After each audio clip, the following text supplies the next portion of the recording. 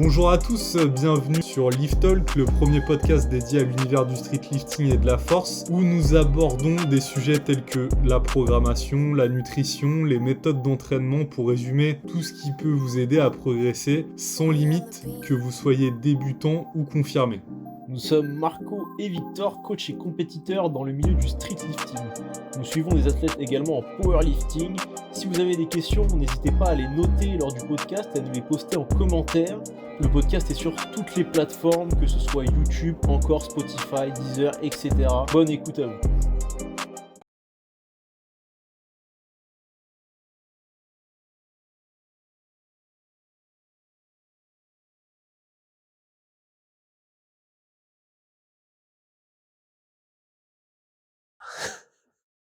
Vas-y, tu lances le podcast. C'est parti, gros. Alors, bonjour à toutes et à tous pour ce, je pense, 17e podcast, si je dis pas de conneries. On doit en être à peu près à là, 17 semaines consécutives où on a enregistré à chaque fois un podcast où je pense que on vous partage des informations qui sont sympathiques. Et donc là, aujourd'hui, sujet du jour, ce sera sur quelque chose qui va être très important, j'ai envie de dire tout sport confondu. Évidemment, dans les sports de force, ça aura une grande importance, mais même toute autre activité sportive, qu'elle soit, ça aura une grande importance également. C'est la technique d'exécution. La technique d'exécution au niveau des mouvements. Donc là, dit comme ça peut paraître un petit peu con, oui, la technique d'exécution, mais en fait, on peut se rendre compte que il y a énormément de choses qui peuvent rentrer en ligne de mire, et notamment, tout simplement, qu'est-ce qu'en fait une bonne technique d'exécution. Parce qu'on peut se dire, souvent, on a les mecs en muscu, une technique d'exécution, c'est une technique d'exécution où t'es dans le contrôle à fond, où t'es vraiment carré, tac, tu bouges pas, tu te concentres sur le muscle, ceci, cela. Et on va voir qu'en fait, en fonction des contextes, en fonction de ce que tu cherches à développer, de l'intention que tu vas avoir, la vision, le point de vue d'une technique d'exécution parfaite, entre guillemets parfaite, elle va grandement changer.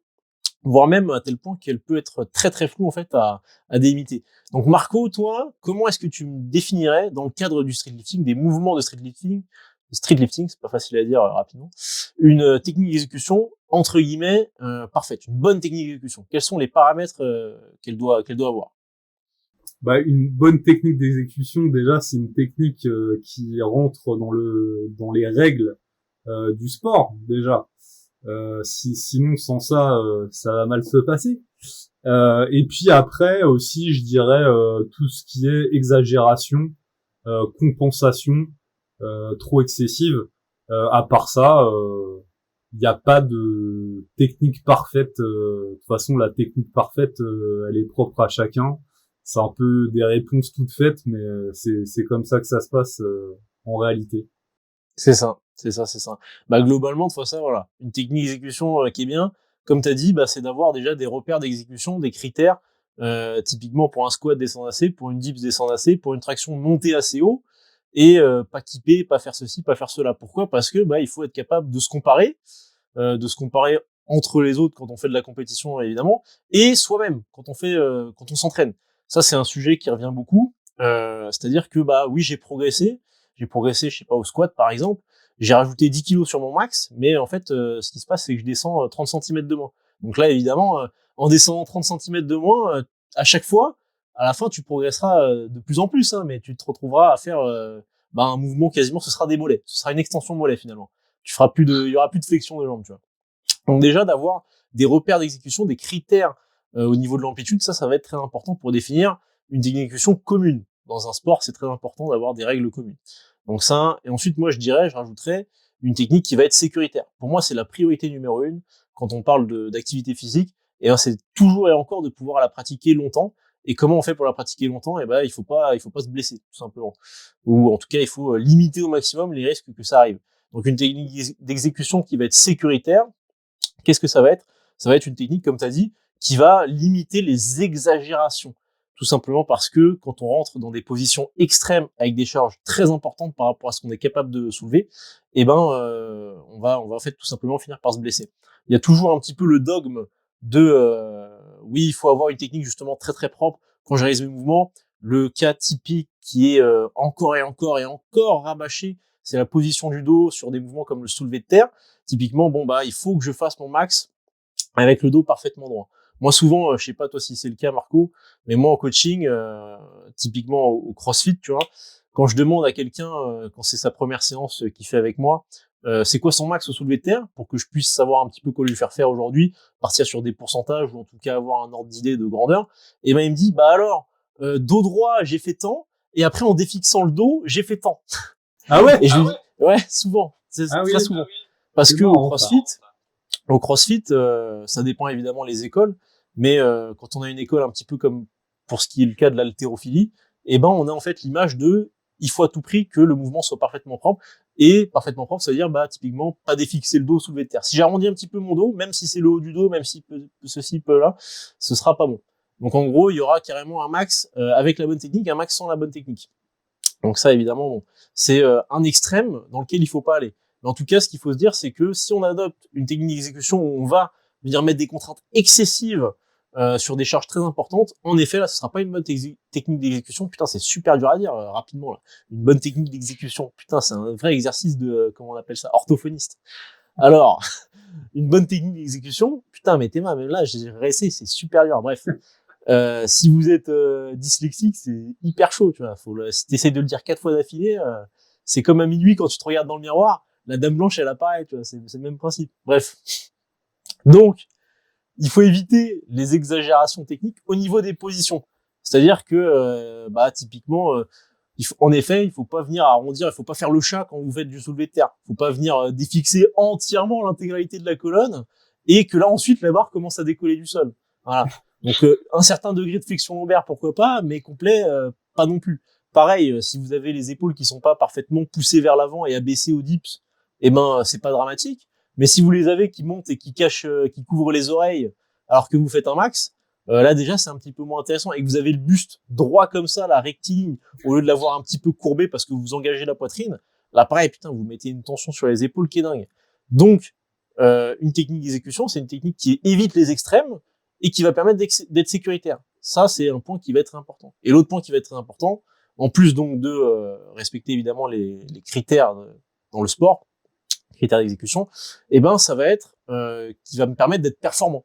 Qui va me permettre d'être performant, bah typiquement, là on rentre dans le sujet de tout à l'heure, si j'ai le dos trop droit à tout prix au soulevé de terre, et ben on va se retrouver dans le cas de figure que j'ai cité avant, avec un max avec le dos droit, un max qui sera plus élevé du coup avec le dos qui se défixe. Après dans une certaine proportion évidemment comme on l'a dit, sans aller dans des exagérations absolues sur la technique. Qu'est-ce que t'en penses un petit peu de toi tout ça Marco? Là je déblatère. Alors, Non, bah, je t'écoute avec attention.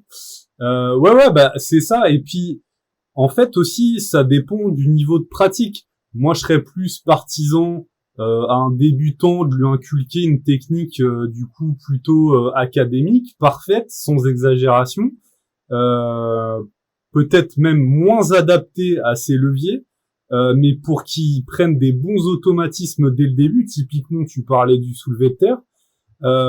Peut-être faire du soulevé de terre au début dos droit. Tant que il n'y a pas des charges trop élevées, bah voilà, on va pas se priver d'une très bonne technique. Et puis au fur et à mesure de l'évolution, on va pouvoir se permettre quelques libertés et des optimisations, voilà, tout en restant dans un cadre sécuritaire comme tu l'as dit, parce que c'est un truc que j'avais pas mentionné, mais là-dessus, bah ça coule de source. De toute façon, et ça aussi, je réfléchissais à ça en même temps que tu parlais, c'est que les fédérations, ce qui est bien, c'est que pour nos sports de force, elles sont en train d'évoluer, moi je trouve, dans le bon sens, parce qu'elles sont en train d'interdire ou de limiter petit à petit toutes les exagérations qu'il y a. On a vu donc du coup en IPF la réduction, l'augmentation de l'amplitude de l'humérus qui était pas le cas avant. Il y a aussi maintenant, alors je suis pas sûr là, peut-être que faut vérifier, mais au niveau de la position de la barre en street lifting, d'ailleurs ça s'interdit le French low bar, et je sais qu'il y a des compétitions, des fois des organisateurs en powerlifting l'interdisent également. Après voilà, je vous dis, je sais pas si c'est noté noir sur blanc sur les règlements officiels, mais en tout cas ça c'est un truc que j'ai déjà vu. Donc ça c'est super bien parce que ça limite les exagérations, parce que les mecs se disent bon, on a un cadre, on va dire légal, des règles définies. On va profiter de ces règles-là. Je m'en rappelle d'une anecdote qui a fait couler beaucoup d'encre à l'époque au Super Physique Game, au développé couché, à l'épreuve du développé couché où tu sais Jonathan, je sais pas si tu te rappelles de Jonathan, qui avait serré le banc. D'ailleurs ça c'est une technique qu'on emploie régulièrement en powerlifting, mais en fait c'était une règle qui avait pas été mentionnée, et en fait bah lui il a profité de ce vide juridique pour faire ça. Sauf que bon, l'organisateur était pas hyper content de cette technique-là. Mais voilà, pour en revenir à la base, c'est voilà, en sécurité, ça c'est clair. Et puis voilà, au début peut-être avoir une technique voilà la plus académique possible. Et puis au fur et à mesure l'adapter en fonction aussi de peut-être ses points forts. Par exemple, au bench, peut-être élargir un peu sa prise de barre, la réduire un peu plus si on est plus fort en triceps, etc. Au dips, ça peut aussi se transférer. Voilà. Je pense que je réponds à ta question, Victor. Ouais, c'était merveilleux encore une fois. Bah, de toute façon, non mais j'en reviens à un point que t'as dit qui est important, c'est que c'est vrai qu'il y a donc cet éternel débat sur dos rond, dos droit au soulevé de terre, et comme tu l'as mentionné, bah déjà toi, avant tout, toute considération de dos rond, dos droit, bah toi t'apprends quand même la base traditionnelle, on va dire, qui est de chercher en tout cas à avoir le dos droit quand on fait son soulevé de terre. Et moi je suis assez d'accord avec ça. Je pense que on va dire qu'il y a une technique, on va dire, académique, classique, de base, pour X ou Y raison. Après, il faut analyser les raisons, parce qu'il faut pas être non plus trop dogmatique. Mais faut analyser un petit peu les raisons. Et une technique de base qui va donc être sécuritaire, davantage qu'une autre potentiellement, pour tout mouvement confondu. Et je pense que c'est bien de passer quand même vraiment par l'apprentissage de cette technique et d'essayer de vraiment réussir à la mettre en place. Pour plusieurs raisons. La première qui me vient en tête, ce serait déjà le développement de la proprioception. Proprioception, donc en gros la conscience de son corps dans l'espace. Développer sa proprioception, c'est hyper important quand on fait de la musculation, parce que tout simplement, savoir en fait appliquer une tension à ses muscles, contracter ses muscles dans une certaine position, engager certaines articulations préférentiellement, quand on est sur un mouvement polyarticulaire, c'est important d'avoir cette conscience de son corps. C'est vraiment quelque chose d'important, et c'est quelque chose qu'on développe d'ailleurs particulièrement avec le bodybuilding, avec en ayant une volonté en premier de développement de la masse musculaire, parce qu'on apprend du coup vraiment à contracter ses muscles sur les différents exercices, à les ressentir. On essaye vraiment de développer donc cette qu'on appelle mind-muscle connection, comme le dirait ce bon vieux Arnold. Ce bon vieux, franchement, on l'oublie pas. Et du coup, ça c'est quelque chose d'assez important, de réussir à faire coller en tout cas à la personne une définition qu'on va lui appliquer à ce qu'elle fait. Donc en gros, je lui dis, je veux que tu aies le dos droit, je veux que tu arrives à pousser un peu les fesses vers l'arrière, à cambrer le bas du dos, à bomber un peu le torse, etc. Et si elle n'arrive pas à le faire parce que justement elle a une proprio de merde, parce que il y a X ou Y souci, je ne sais pas, c'est un peu problématique. Parce que faut quand même qu'elle arrive à se positionner de la façon que tu lui demandes. Normalement, il n'y a pas de problème pour ça quand même. C'est pas, tu lui dis pas de faire un grand écart, tu vois. C'est pas une dinguerie. Tu lui dis pas fais un salto. Là, oui, j'avoue, c'est chaud. Tu vois. Tu lui dis mets le dos droit au soulevé de terre. Tu lui dis abaisse les épaules au dips. Tu vas essayer de dégager ta nuque. C'est pas des trucs d'ouf. Donc déjà, si la personne n'est pas capable de passer par là, et qu'elle a pas un assez bon niveau, on va dire global, ce que j'appelle moi une maturité. La maturité, je la définis de différentes manières. C'est le nombre d'années de pratique, déjà. Plus t'as d'années de pratique derrière toi, plus t'es mature. Et je rajouterais même, pour essayer de pas être que sur une logique quantitative, avec une logique d'ajouter une logique qualitative, le nombre d'années de pratique consciente, conscient de ce que tu fais, tu vois, de réfléchir à ce que tu fais, d'essayer de faire les choses bien, pas simplement de faire pour faire et que finalement c'est de la merde. Donc le nombre d'années de pratique consciente, le niveau de masse musculaire, plus t'es balèze, plus t'es mature pour moi entre guillemets dans le sport. Et donc d'avoir cette maturité là, ça permet petit à petit de s'écarter de ces exécutions académiques, à condition évidemment que tu sois capable de le tolérer, que tu fasses les choses de manière suffisamment progressive, etc., etc. Donc c'est pour ça que passer quand même par les bases, sans être forcément jamais capable de remettre en question parfois les bases, parce que parfois les bases sont peut-être pas aussi, on va dire, comment dire, aussi importantes que ça. C'est peut-être pas le bon mot importante, mais tout cas, il faut peut-être parfois savoir s'en détacher. Mais c'est vraiment au cas par cas et il faut pas se dire ok le dos rond c'est la panacée, ok le dos droit c'est la panacée et s'y tenir à tout prix formellement et être hyper dogmatique. De toute façon déjà il faut éviter au maximum d'avoir des points de vue on est ultra fermé sur une position. Faut dans le sport et dans la muscu en principal quand on est sur de la programmation être capable de s'adapter en permanence. On en a parlé dans le podcast précédent, l'adaptation c'est une capacité qui est hyper importante et en fait bah c'est faire face à une situation, on se rend compte qu'on rencontre un problème dans cette situation-là, et du coup, bah, on va avoir une pluralité de solutions possibles. Et donc, la question, bah, c'est, en fonction de ces différentes solutions, quelle va être la caractéristique de chacune de ces solutions, et laquelle va le mieux coller à mon contexte, à moi, la personne que je suis, à mes caractéristiques, à si j'ai plus ou moins de raideur ici, si j'ai des leviers comme ci, comme ça, etc., à mes points forts, mes points faibles. Et là, en fonction de ça, on pourra moduler, on pourra adapter. Mais de passer quand même déjà par cette étape académique, c'est comme dans tous les sports. Hein, de toute façon, quand on commence n'importe quelle activité physique, moi je fais beaucoup de sports de combat, on apprend à faire des coups comme ils sont définis de base. Quand on fait de la boxe anglaise, c'est tout con, mais il y a 3 coups.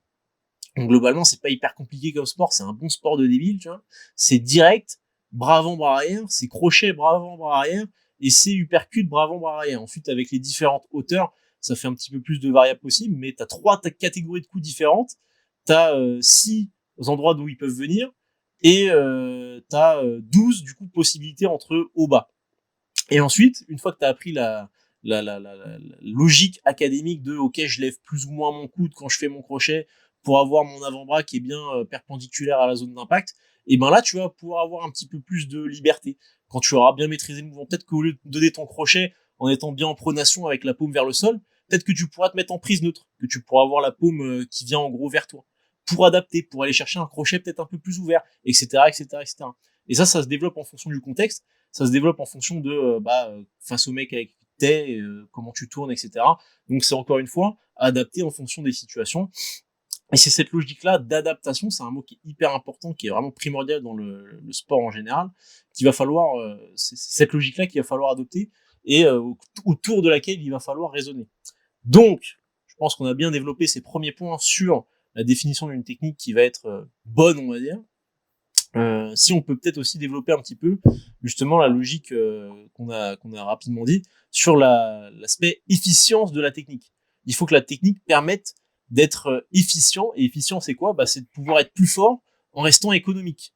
C'est-à-dire typiquement, je sais pas si je cours en mettant à chaque fois 70% de mon poids sur une jambe et 30% sur l'autre quand j'alterne parce que je sais pas, je cours tordu, et ben c'est pas très efficient parce que je vais m'exploser une jambe avant, je vais être hyper fatigué de tout un côté, donc c'est pas très efficient. Donc déjà réussir à mieux répartir mon poids de corps quand je cours, ça pourrait être une modalité pour rendre ma technique plus efficiente. Par exemple, c'est un exemple. Et donc sur les mouvements de street lifting, ça va être la même chose. Ce qu'on pourrait donner comme exemple, si on se réfère aux critères de réalisation nécessaires et requis en compétition, pour les tractions. Les tractions, il faut démarrer bras tendus, et ensuite il faut amener le menton au-dessus de la barre. Donc le menton au-dessus de la barre, c'est pas toute la tête. Même si évidemment, si j'ai la tête en entier, j'ai le menton aussi au-dessus. Mais typiquement, si j'amène le menton au-dessus de la barre, je cherche à lever comme ça ma tête pour amener le menton. Ça va être une optimisation de la technique qui va me la rendre plus efficiente. Et là, c'est là où on peut embrayer du coup sur le deuxième aspect, c'est la logique d'avoir en gros une technique justement qui va être à tout prix, même dans la performance, peut-être pas efficiente, mais entre guillemets belle. Donc là, Marco, je te laisse un petit peu développer ce point-là. Ça, on a beaucoup cette logique-là en haltéro et dans d'autres sports. La logique d'une technique qui doit être belle, même en compétition, qu'elle doit être esthétique. Donc là, Marco, je te laisse. Alors, c'est marrant que tu me dises ça parce que c'est un truc qu'on retrouve aussi en street lifting. Parce que, voyez-vous, monsieur, non, en fait, il y a beaucoup de pratiquants, d'anciens pratiquants de statique, de calisthénie en règle générale. Alors, j'ai rien contre eux, hein. Je parle souvent d'eux, hein, mais c'est juste qu'on vient pas, on n'a pas embrayé les choses par le même chemin. Mais mais du coup, en fait, certains, et c'est surtout sur le muscle up qu'on voit ça, où les mecs en fait voudraient une exécution, comme tu dis, hyper esthétique avec de la charge. Sauf que c'est juste impossible d'exécuter des muscle up comme on les exécute au poids de corps, ça, c'est pas possible. Il y a des mecs, moi j'ai vu des dingueries, des gens qui disent faut presque pas de balancier, faut tu sais qu'il y ait quasiment pas de transition, tu sais t'arrives comme ça. Ouais, c'est ça. Exactement. Alors que un muscle up de street lifting, ça a pas du tout la même dynamique. Et justement, on s'écrase, par exemple, beaucoup plus sur la barre que des muscle up poids du corps street workout. C'est deux choses qui n'ont rien à voir. Il y a aussi un autre truc, tiens, c'est un sujet un peu d'actualité, c'est un sujet chaud, ça. Genre, par exemple, qu'il faudrait en street lifting, alors je dérive un peu là, mais en street lifting, à tout prix, être sans équipement. Sauf que ça, d'ailleurs, on pourrait carrément faire un podcast sur le sans équipement. J'ai fait d'ailleurs un petit réel par rapport à ça où je suis pas rentré dans les détails, mais pour les sports de force, en fait, il n'y a pas de question à se poser. Alors je dis pas, il y a équipement. Par exemple, je sais pas, en power, l'équipement, c'est un maillot 3 plis qui vous compresse à mort et qui va vous aider même sur le soulevé de terre, sur le développé couché, etc. Des bandes de genoux, les trucs qui font 3 mètres de long, enfin ça te compresse le genou, un truc de malade, tu peux prendre 50 kilos de plus sur ton squat. Non, je parle pas de ces trucs-là. Encore une fois, les extrêmes, moi je suis contre personnellement, même si je respecte ça, les gens qui font du power en équipé, même si je trouve que au niveau de la valeur, c'est un peu moins, enfin il y a moins de valeur que du ce qu'ils appellent du raw. Mais en street lifting, c'est pareil, il faut pas tomber là-dedans, mais il faut pas tomber dans l'inverse, dire que le street lifting actuel c'est du street lifting équipé. C'est pas parce qu'on a des genouillères ou une ceinture qu'on est équipé que c'est de la triche entre parenthèses. Là, tu vois, par exemple, il y a une compétition qui va avoir lieu cet été, une compétition de street lifting, et l'organisateur, il a statué qu'il voulait pas que le squat était sans équipement. Mais pour moi, en fait, le squat sans équipement, c'est plus du street lifting, c'est du street workout. Et en fait, il y a des mecs, ils veulent pas passer à autre chose, si tu veux, et se dire que le street lifting, ce n'est pas du street workout. C'est deux disciplines différentes. Ok, il y a les mêmes mouvements, mais c'est pas la même chose. Et les mecs, en fait, ils veulent. Alors là, c'est un petit coup de gueule que je fais. Mais en fait, ils veulent s'accaparer le street lifting. En gros, en mode, non, mais le street lifting, c'est aux mecs qui font du street workout. Arrêtez les gars, voilà, tu vois. Attends, encore pire. Dans la compétition en question là, en fait, ils veulent interdire l'accès aux powerlifters. Ouais, oui. Et en fait, moi, je trouve que, alors ça, pour le coup, c'est pas terrible. Parce que il y a, enfin, voilà, au niveau, enfin, je sais pas, après, vous ferez votre propre idée, hein. Mais donc, je reviens au truc de base, qui était, je sais même plus, en fait. La technique. Oui, la technique. Ah oui, la technique, en gros, de chercher à adopter une technique d'exécution parfaite, esthétique, magnifique. Ouais, c'est ça. Donc, sur le muscle up, et le muscle up, voilà. En fait, le truc, c'est que, pareil, les haltéros, ils voient un squat de powerlifter, ils saignent des yeux, les mecs. Parce que ils disent ouais, mais c'est pas une flexion de genou, c'est une flexion de hanche, parce que la plupart des mecs sont en low bar, etc.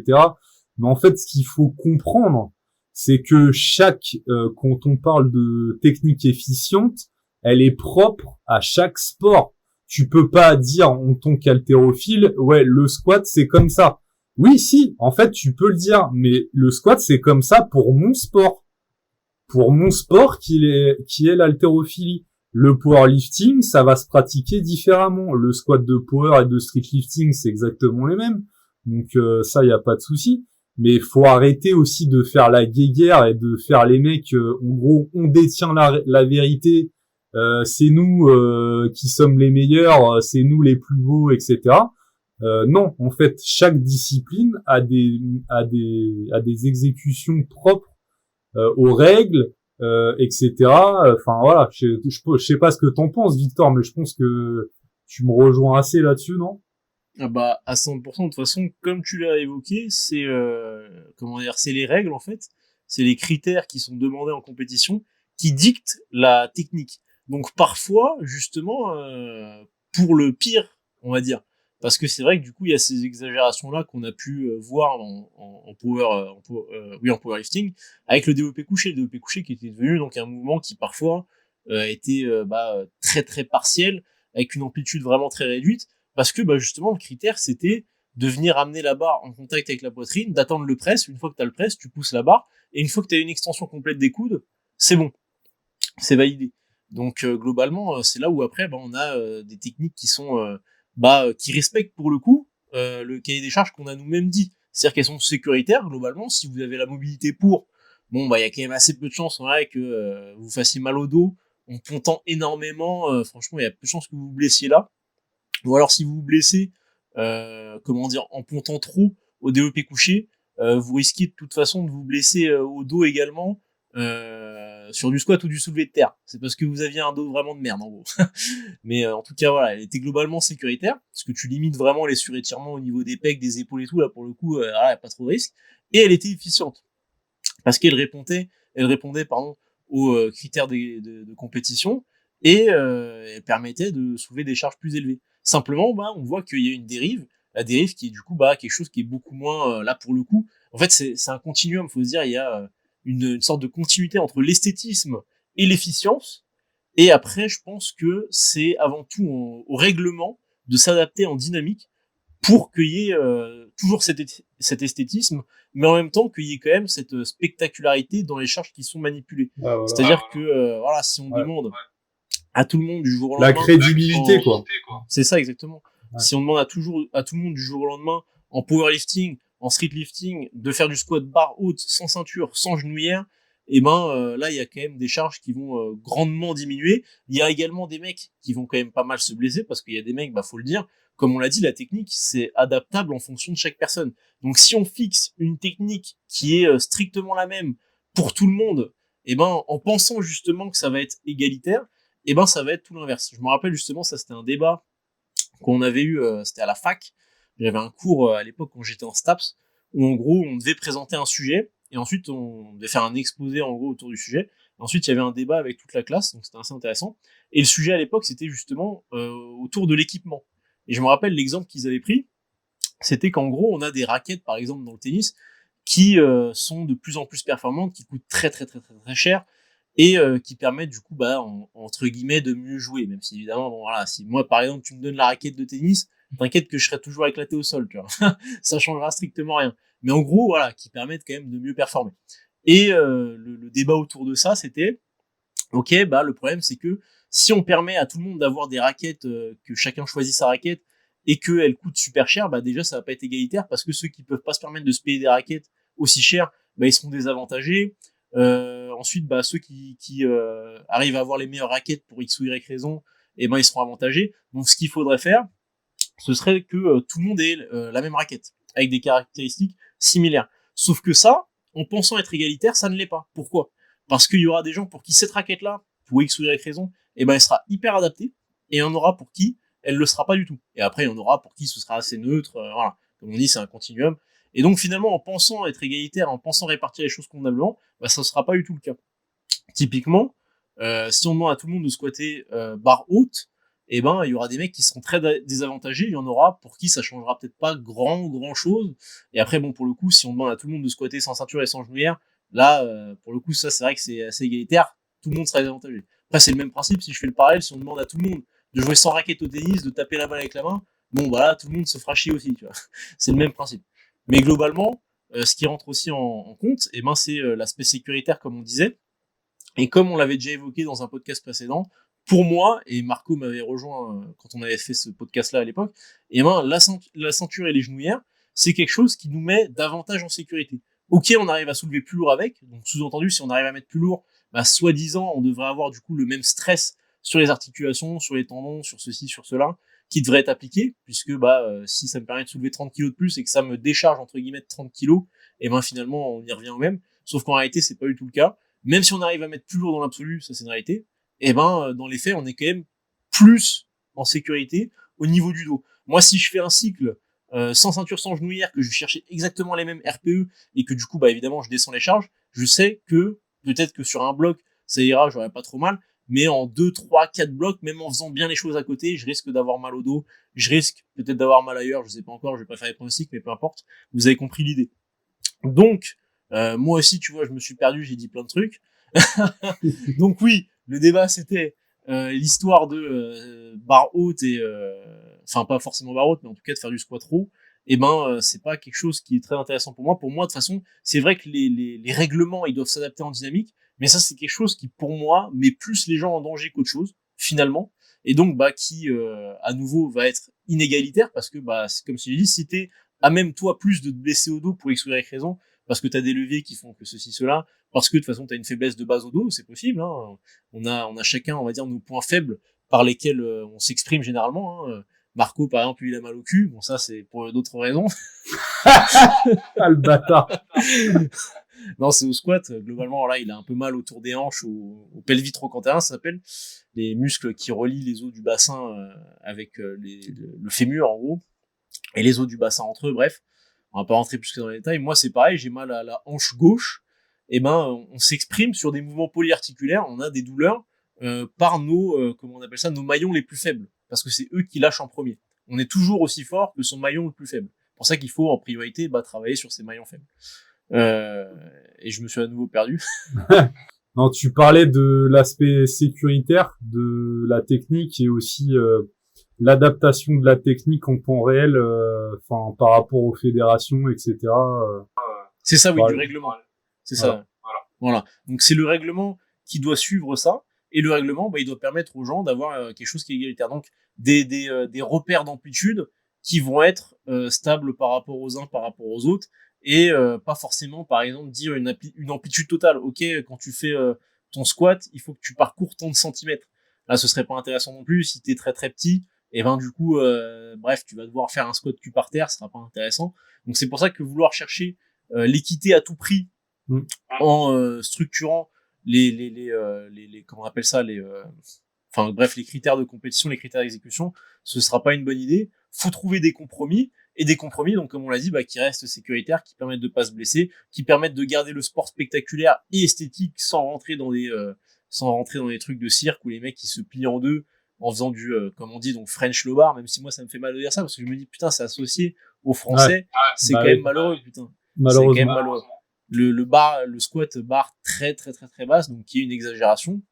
Mais de toute façon, il y a dans le règlement en powerlifting, il y a un point qui permet de limiter donc entre guillemets le French low bar. Ce serait difficile de dire ouais tu mets pas la barre plus basse que tant sur le dos, ce serait un peu compliqué à évaluer. Mais par contre le critère de quand tu démarres ton squat, tu dois avoir le buste qui est droit. Donc je sais plus, ça c'est vrai que c'est un point qui est quand même un peu, c'est un point qui est quand même un peu flou dans le règlement. Faudrait dire je sais pas que t'aies les épaules qui sont au-dessus des hanches ou je sais pas, mais avoir un repère anatomique comme ça. Ouais. Parce que le buste droit, là c'est à l'appréciation de chacun en gros. C'est comme si tu disais au squat il faut que tu sois descendu assez. Tu vois, et c'est tout. Donc voilà, c'est assez vague.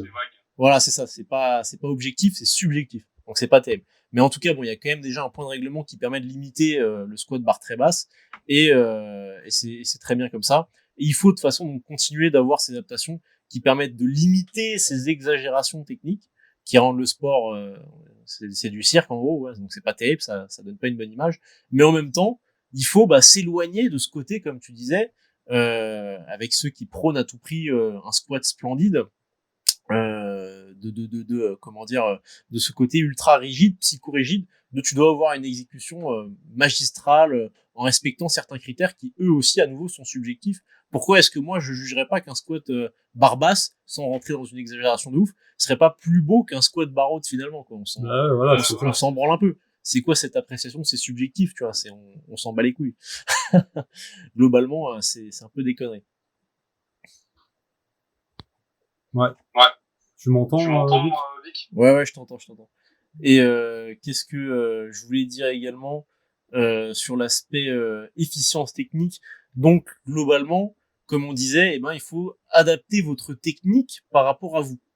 Donc souvent ce qu'on peut retrouver dans le sport à très haut niveau, pareil dans le power, c'est des techniques donc qui sont exagérées, mais exagérées avec pour but donc de performer, de venir vraiment mettre à fond le curseur sur l'efficience. Donc comme on a dit, il y a le squat bar très très basse qui est contré via un certain point de règlement pour éviter justement ces exagérations extrêmes. Pareil pour le développé couché en powerlifting avec un pontage extrême. Mais le but, c'est donc quand même de trouver, entre guillemets, sa technique qui va permettre de performer, de faire un compromis, on va dire, entre la technique de base académique qu'on a définie un peu tout à l'heure, par exemple, pour le soulevé de terre, et en même temps sa technique qui va nous permettre de performer. Ok, si je défixe un petit peu le dos, je suis plus performant au soulevé de terre, mais on va dire jusqu'à quel point.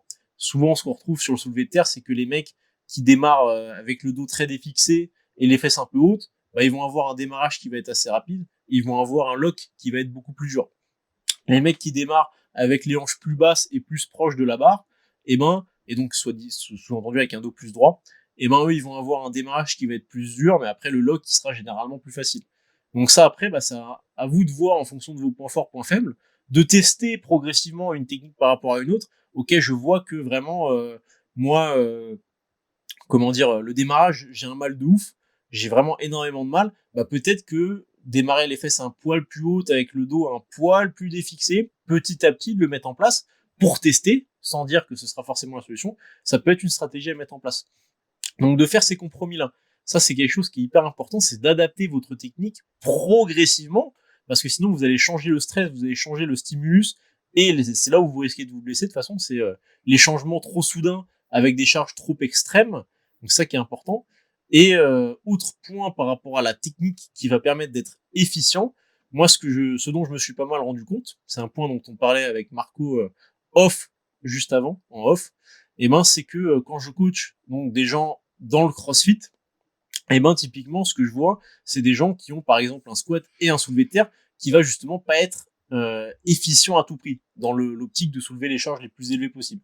C'est-à-dire peut-être des mecs justement qui vont squatter avec la barre sur les cervicales quasiment, en exagérant à peine, qui vont squatter également souvent avec une hyper extension du dos, donc en fait ils vont défixer au niveau du buste et qui vont se désaligner au niveau plancher pelvien, au niveau diaphragme, donc ils vont avoir un bracing qui sera un peu moins efficient.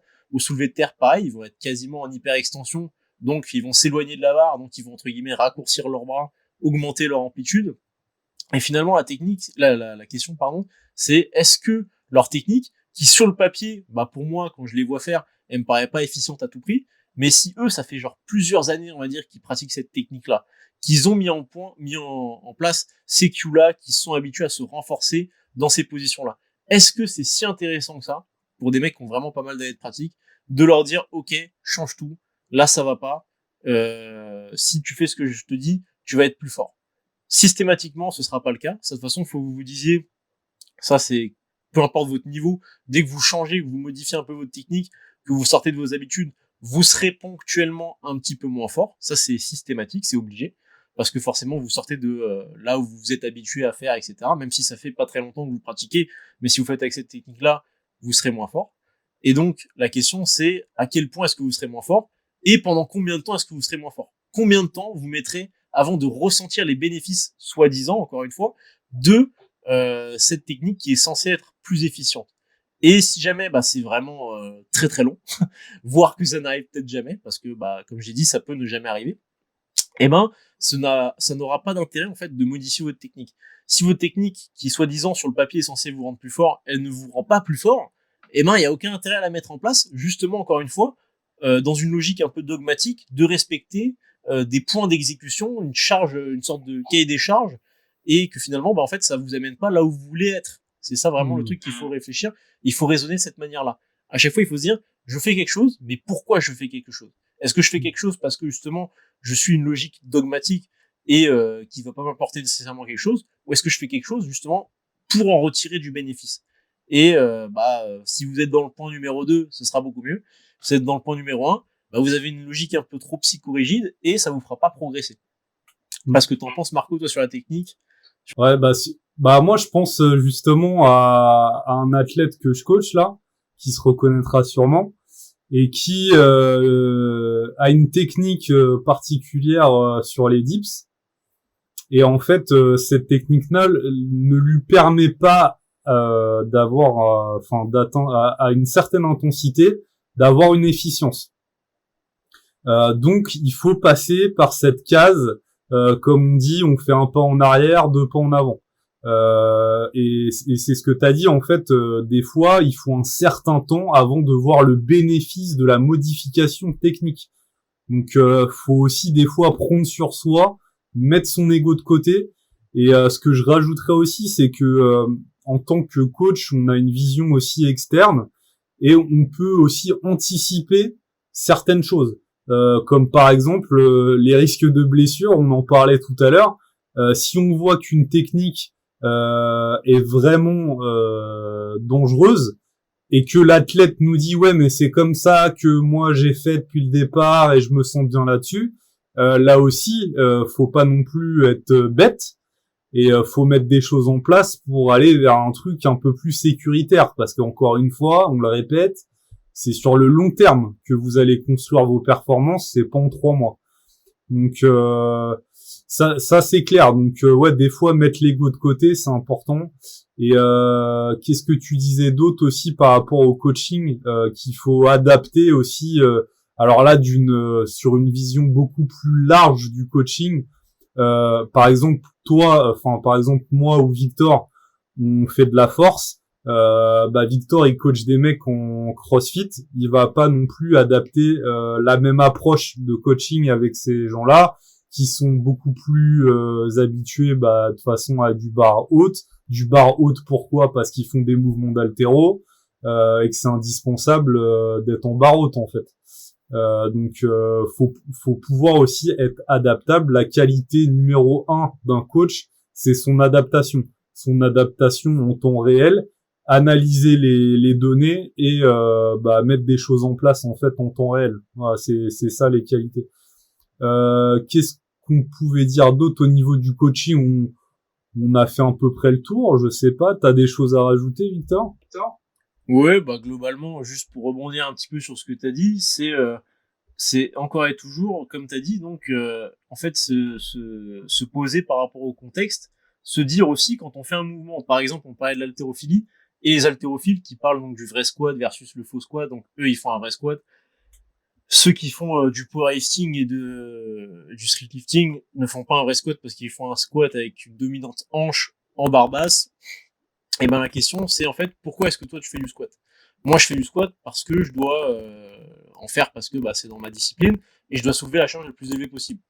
Donc très rapidement on comprend que, comme on a dit tout à l'heure, il faut être sur le sécuritaire, il faut que je sois aussi sur l'efficience, il faut que je respecte les critères d'exécution. Donc typiquement, si j'abaisse la barre dans le dos, si je la baisse pas trop, je reste dans les critères d'exécution, parce que si je démarre et que je suis trop penché parce que j'ai la barre trop basse, c'est pas bon, ma rep est invalidée. Donc si j'abaisse un peu la barre, tant que j'arrive à rester dans les critères d'exécution, ça me permettra d'être plus efficient. Et si j'arrive à supporter le fait d'avoir la barre plus basse dans le dos, au niveau de mes leviers, que ça me crée pas de douleur, je suis également sécuritaire. Peut-être que je le serai même encore plus, si jamais justement ça me décharge et que ça me fait moins mal. Donc là, auquel cas, c'est super. Et toi, quand t'es haltérophile, pourquoi est-ce que tu fais du squat, finalement?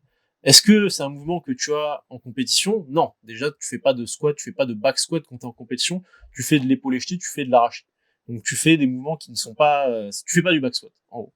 Donc, pourquoi est-ce que tu fais du back squat? Tu fais du back squat pour que ça se transfère, a priori, à tes mouvements, d'haltérophilie. Donc, en haltérophilie, c'est quoi une des caractéristiques assez fondamentales dans l'haltérophilie? Au niveau de la position du corps, c'est la verticalité. C'est de chercher à avoir le buste qui va rester globalement toujours assez proche de la perpendiculaire au sol.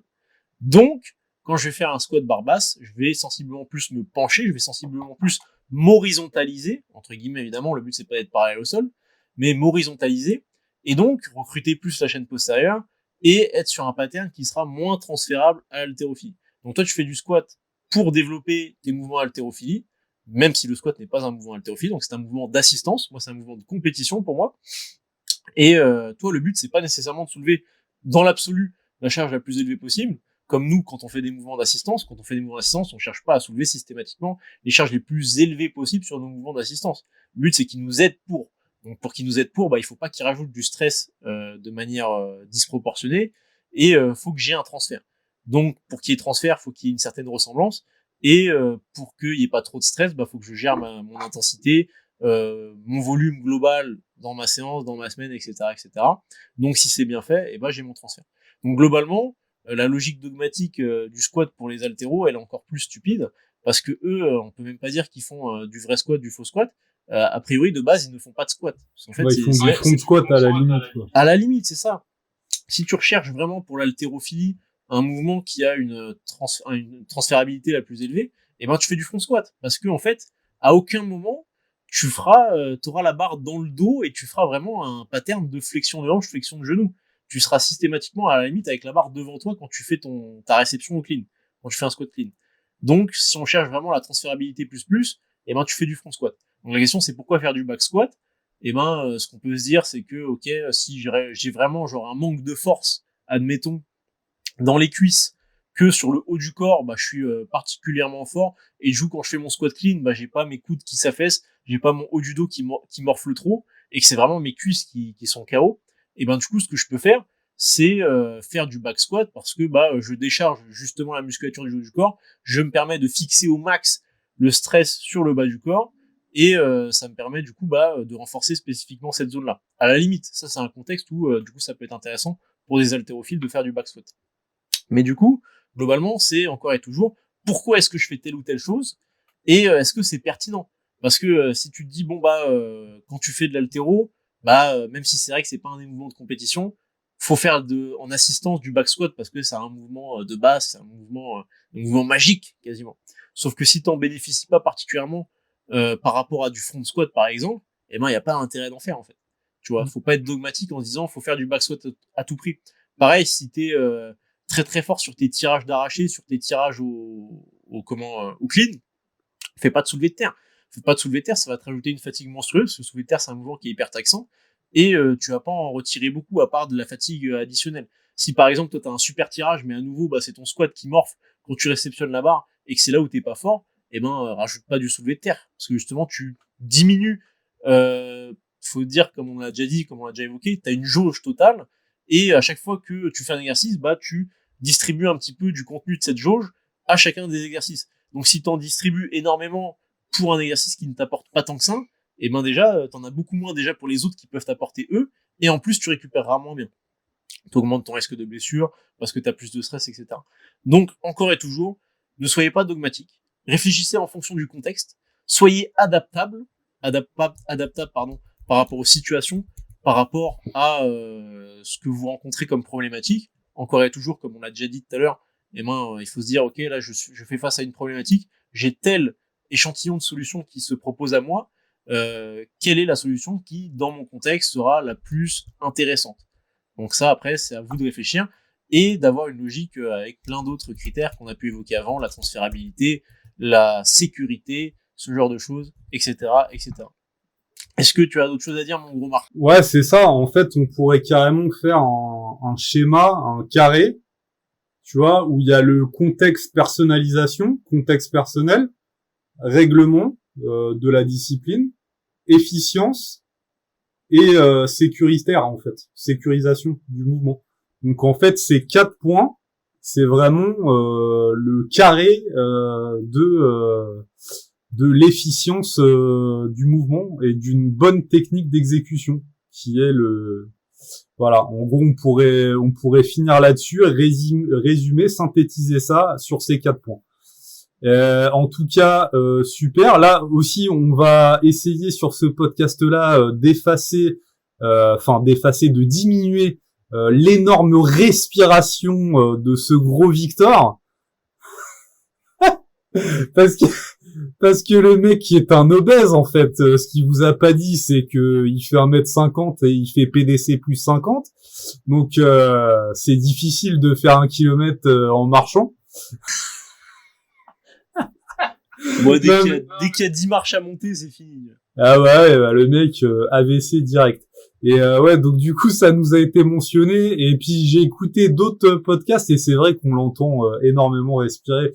Mais ça, c'est le manque de NEAT. Il va pas assez marcher le soir. Donc faut le motiver là-dessus. Envoyez-lui la force. C'est parce que c'était l'hiver et que du coup, j'avais pas joué suffisamment à la pétanque. Mais ne vous inquiétez pas, je reprends une pétanque quasi quotidienne en ce moment. Tu sais quoi, mec, j'ai pensé à toi. Ce week-end, on a joué au Palais Breton. Mec, je t'attends au Palais Breton. Parce que c'est un délire. C'est pas comme la pétanque, hein. C'est pas aussi accessible que la pétanque. Faut vraiment une super technique. Et tu sais, t'es à 5 mètres. Tu sais, t'as une plateforme en bois. T'es à 5 mètres de la plateforme. Et la plateforme, je crois, elle fait 50 sur 50. Tu vois, c'est un carré de 50 sur 50. Et il y a vraiment une technique. Donc, tu vois, je t'attends. On mettra les résultats en story. Voilà, on attendra vos commentaires. Et le mec, il me parle, il me dit, moi j'envoie des boules sur une autre boule qui fait 75 mm de diamètre à plus de 10 mètres. Et lui, il me dit d'envoyer un truc à 5 mètres. Qu'est-ce qu'il me raconte, le type? Ouais, mais attends, le palais, c'est beaucoup plus petit que la pétanque. Non, mais c'est parce qu'en fait, il dit c'est plus accessible parce qu'il a jamais joué avec des gens qui savent jouer à la pétanque. Donc, c'est sûr, si tu sais pas. Voilà, je pense effectivement que tu me bats à plat de couture. Parce que le mec, il va être content et il va mettre une boule à 30 cm du bouchon. Putain, je vais lui mettre un rocal, le truc, il va faire un pile, il va pas comprendre, il va se dire, bah, c'est à toi de jouer. Et je vais lui dire, non, mais en fait, ce que t'as pas compris, mon bonhomme, c'est que ma boule a remplacé la tienne. Il y a eu un coup de fusil, la tienne est à 10 km là-bas, tu peux marcher. Je te conseille de faire un retour maintenant parce que si tu y vas pas tout de suite, après il fera nuit. Pas mal. Ok, et puis sinon, petit sujet d'actualité, si vous êtes dans le Grand Ouest, dans 2 semaines, le 13-14 mai, se tiendra la FNSL Grand Ouest au Fitness Park de Beaulieu à Nantes.